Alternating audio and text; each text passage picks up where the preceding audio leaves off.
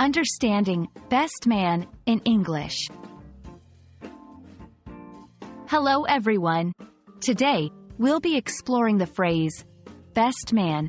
This term has multiple meanings and is quite commonly used in English. By the end of this video, you'll know exactly when and how to use it. Best man originally refers to the chief male assistant to the groom at a wedding.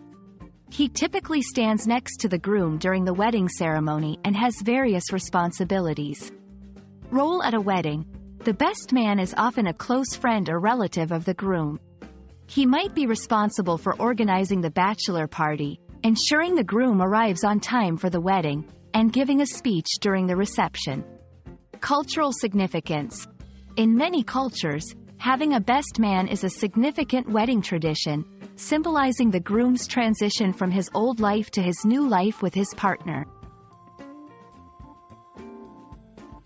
Apart from weddings, best man can also be used more broadly in English to refer to a person's closest male friend. John has been my best man for years, even before my wedding. A commendable or admirable male, in terms of kindness and generosity. He's the best man I know. To give you a better grasp, let's look at some example sentences. 1. Tom asked Paul to be his best man at the wedding. 2. In any difficult situation, I can always rely on Jake. He's my best man. 3. Everyone respects him in the community because he's truly the best man for the job. There you have it. The phrase, best man, doesn't just refer to a role at a wedding. It also has broader implications in English. Hopefully, this video has shed some light on its various meanings and usages.